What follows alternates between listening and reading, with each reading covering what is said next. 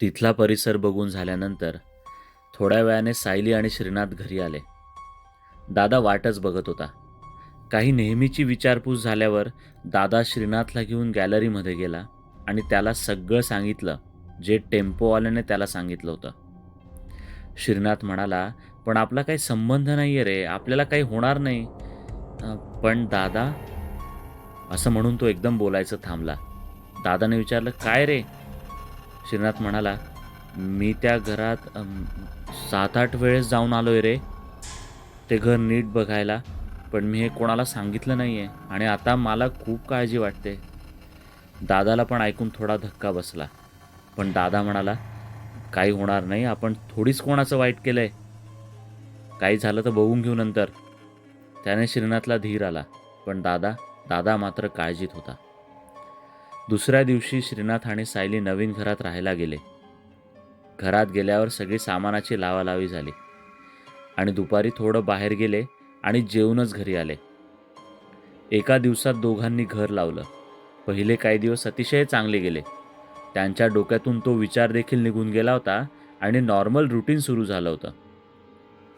एक दिवस श्रीनाथ आणि सायली रात्री उशिरा बाहेरून येत होते. एका पार्टीला गेले होते आणि तिथून यायला त्यांना खूप उशीर झाला होता. दोघांकडे काही कार नव्हती. आपल्या टू व्हीलरवर ते घरी येत होते. येता येता श्रीनाथ जरा जोरात गाडी चालवत होता आणि तंद्रीत होता. तर त्याने चुकून ती गाडी गल्लीच्या दुसऱ्या दिशेने आत टाकली आणि त्यांच्या लक्षातच नाही आलं की आपण त्या भुताटकी घराच्या समोरून जातोय. अचानक त्या घराच्या समोर आल्यावर श्रीनाथ आणि सायलीची गाडी बंद पडली. श्रीनाथ आणि सायली तिथे उतरले आणि श्रीनाथ गाडी सुरू करायचा प्रयत्न करू लागला. त्या घरात राहणाऱ्या बाईचा डाव बरोबर पडला होता आणि हे दोघं त्याच घरासमोर थांबले होते. हे सगळं करत असताना श्रीनाथच्या एकदम लक्षात आलं आणि तो सायलीला म्हणाला, "सायली, इथून चल पटकन, आपण चुकीच्या जागी थांबलो आहोत. इथे थांबायला नको पाहिजे होतं आपण." सायली आणि श्रीनाथ पटकन तिथून निघाले आणि दोघांचा स्वामींच्या नावाचा जप सुरू झाला होता. घर जवळ होतं तर दोघं झपझप गाडी ढकलत पुढे तिथून निघून गेले. घरी पोहोचले. श्रीनाथ विचार करतच होता की आपण त्या घरासमोरून का आलो, कशाला असं केलं मी. आणि श्रीनाथला थोडं काळजीत बघून सायली त्याला म्हणाली, "काही होणार नाही, नको काळजी करू, स्वामी आहेत आपल्यासोबत." असं म्हणून दोघेही झोपायला गेले. पण येणाऱ्या संकटांची ही चाहूल होती आणि त्या बाबतीत दोघेही अनभिज्ञ होते. दोघेही झोपायला गेले आणि थोड्याच वेळात झोपल्यावर सायलीला विचित्र स्वप्न पडू लागले. कोणीतरी गळा दाबतंय आणि कोणीतरी बोलावतंय आपल्याला. सायली ओरडू शकत नव्हती, जसं तिचं कोणी तोंड देखील दाबतंय. ती एकदम दचकून उठली आणि तिने श्रीनाथला उठवलं. तिने श्रीनाथला सगळं सांगितलं. तो म्हणाला, "काही नाही, तू झोप शांत, मी आहे तुझ्यासोबत." त्या रात्री श्रीनाथला परत काही झोप लागली नाही.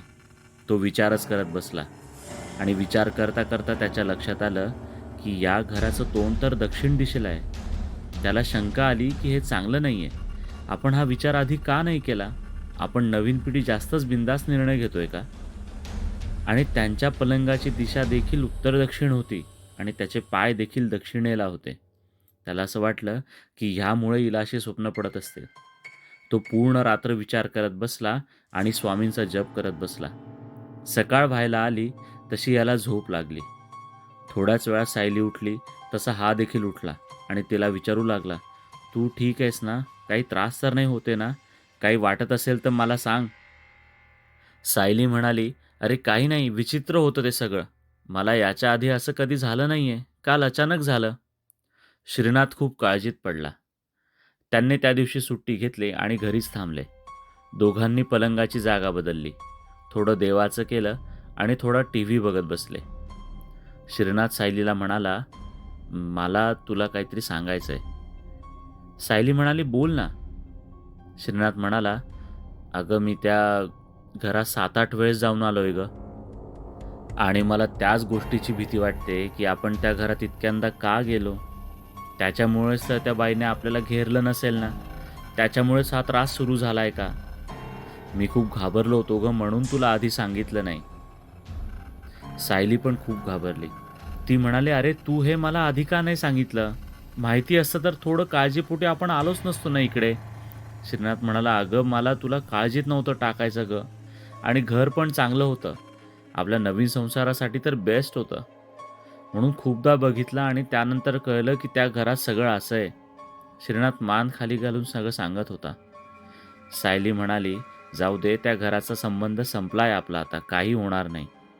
श्रीनाथ एकदम तिच्याकडे मान वर करून म्हणाला, "खरंच का?" आणि त्या दोघांच्या चेहऱ्यावर ताण आला. सायली म्हणाली, "आपण दादाला सांगूया का हे सगळं काय झालंय ते?" श्रीनाथ नको म्हणाला. आधीच त्याला टेन्शन आलं आहे आणि त्यात नको. तो दिवस संपला आणि दोघंही झोपायला गेले. देवाला हात जोडून आणि चांगला विचार करत झोपायला गेले. ती रात्र पुढच्या येणाऱ्या अमावस्येच्या 4 दिवस आधीची रात्र होती. झोपले असताना रात्री वॉशरूमला जाण्यासाठी श्रीनाथ उठला. तो चालत त्या दिशेने जात होता. तितक्यात त्याच्या पायाला फरशीवर पडलेलं काहीतरी कडक कडक लागलं. तो एकदम दचकला. रात्री लाईट न लावता जायचं अशी याची सवय. त्याने एकदम लाईट सुरू केला आणि खाली बघितलं तर तिथे एका रांगेत मेणबत्तीचे थेंब पडले होते. जसं कोणीतरी ती मेणबत्ती घेऊन तिथून फिरलंय आणि तिथेच ये जा केली आहे. ह्याला काही कळलं नाही. हा खूप बिथरला. रात्रीचे 3 वाजले होते.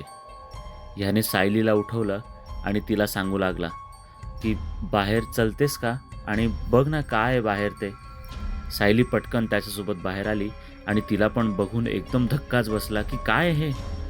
दोघेही थेंब कुठून कुठे गेलेत असं बघायला लागले. दोघांनी घरातले सगळे दिवे लावले आणि ते ठिपके गच्चीवर जाणाऱ्या जिन्याच्या दिशेने होते. त्यांनी ते दार उघडलं. बाहेर खूप जास्त अंधार होता. दोघांनी स्वामींच्या नावाचा जप सुरू केला. पण ते थेंब जिन्यावर गेले नव्हते, तर जिन्याच्या खाली जिथे अजून जास्त अंधार होता त्या दिशेने ते गेले होते. दोघांची काही केल्या तिकडे बघायची हिंमत होईना. सायली एकदम म्हणाली, "तिकडे कोणी बसलंय का?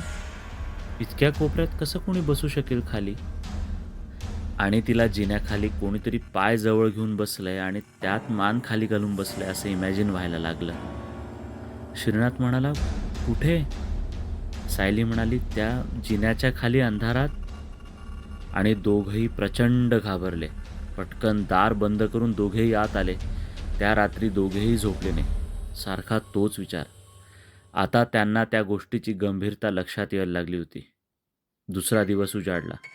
लख्ख ऊन पडलं होतं आणि जिन्यात पण लख्ख ऊन होतं. श्रीनाथ सायलीला म्हणाला, "आपण जाऊन बघायचं का काय आहे तिकडे ते?" सायली आधी नाही म्हणत होती, पण नंतर ते दोघंही तिकडे गेले. ऊन असल्यामुळे भीती जरा कमी वाटत होती. ते दोघेही मेणबत्तीच्या ठिपक्याच्या दिशेने जात होते. ते ठिपके जिन्याच्या खाली तर गेलेच होते, पण अजून तिथे कोणी बसलं असेल का अशी त्यांना भीती वाटत होती. दोघंही तिथे देवाचं नाव घेऊन अचानक गेले, तर तिथे कोणीही नव्हतं. त्यांना थोडं हायसं वाटलं. पण ते मेणबत्तीचे थेंब त्या जिन्याखाली असलेल्या पाण्याच्या टाकीजवळ जाऊन संपले होते. जसं कोणी त्या टाकीत गेलं असेल किंवा उघडून बघत असेल. दोघांना काहीच कळत नव्हतं. दोघं एकमेकांचा हात घट्ट धरून बसले होते. ते घरात आले आणि झाल्या त्या गोष्टीचा विचार करायला लागले. श्रीनाथ सायलीला म्हणाला, "याआधी बघितले होतेस का ग तू हे थेंब घरात? मला तर नव्हते दिसले. का होते ते आणि आपण नीट बघितले नाही?" सायली म्हणाली, "काय माहीत रे, मला तर नव्हते दिसले. कदाचित मी पण इतकं नीट नसेल बघितलं." त्यांना असं वाटलं की ते आधीचेच असतील आणि आपलं लक्ष गेलं नसेल. दोघांना जरा हायसं वाटायला लागलं आणि दोघेही थोडे निश्चिंत झाले. तो दिवस तसा बरा गेला. रात्री दोघं झोपायला गेले. थोडा वेळ झाला होता झोपून आणि अचानक टक टक टक असा आवाज आला. दोघांना एकदम जाग आली.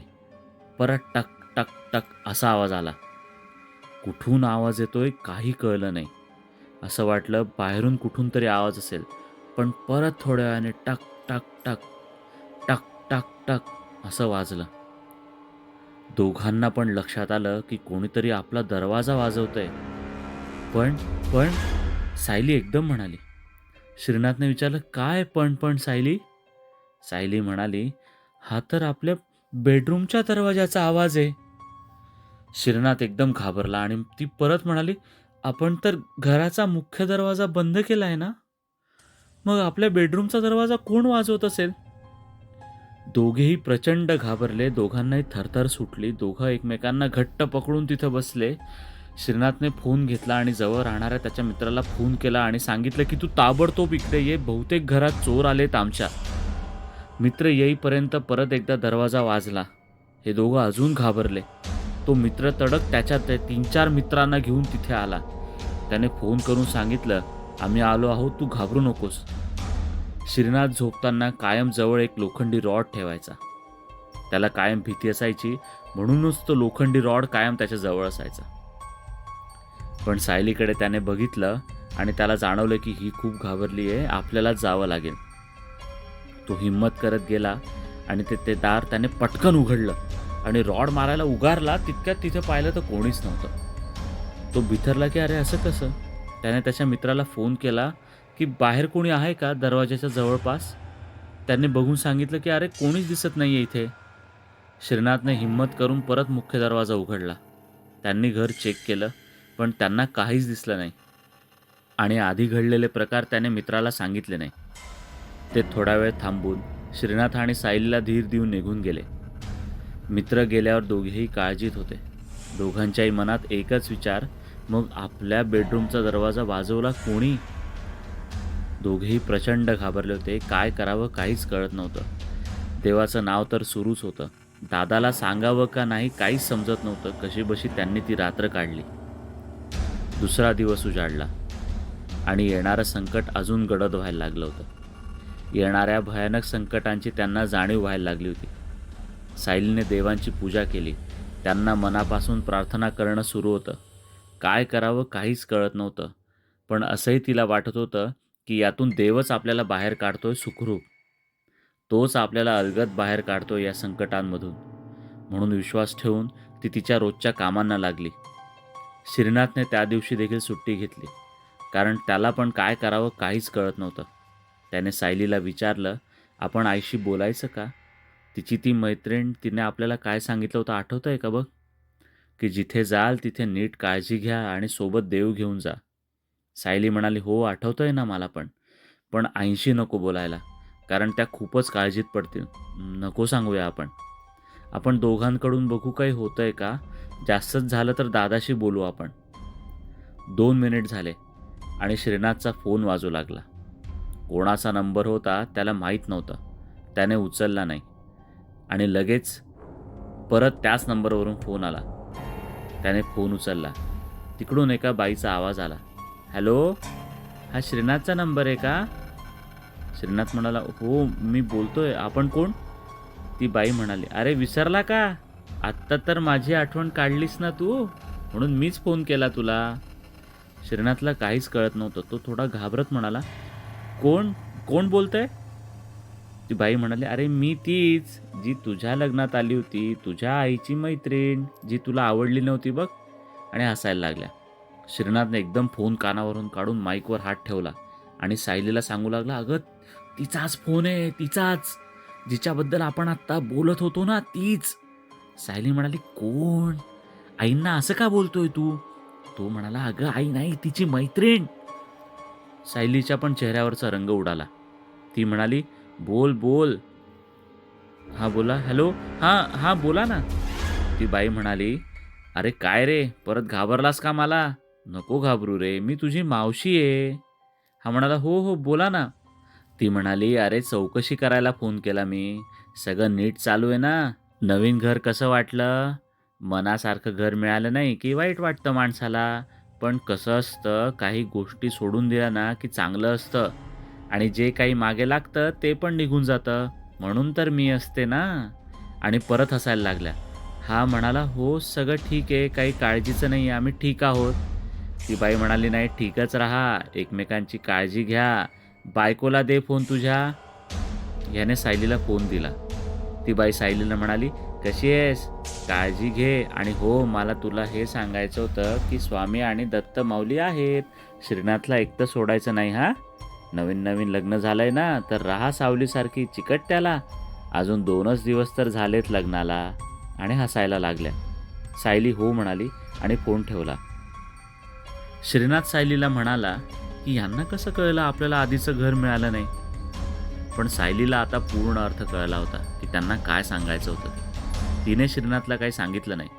पण आता याला सोडून चालणार नाही.